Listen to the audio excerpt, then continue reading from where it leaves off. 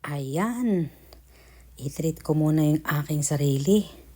Palinis ko muna yung aking kuko dahil mainit na. Kailangan natin magtsinelas. Nakakahiya yung aking kuko. Talaga ang dumi-dumi kaya palinis muna natin.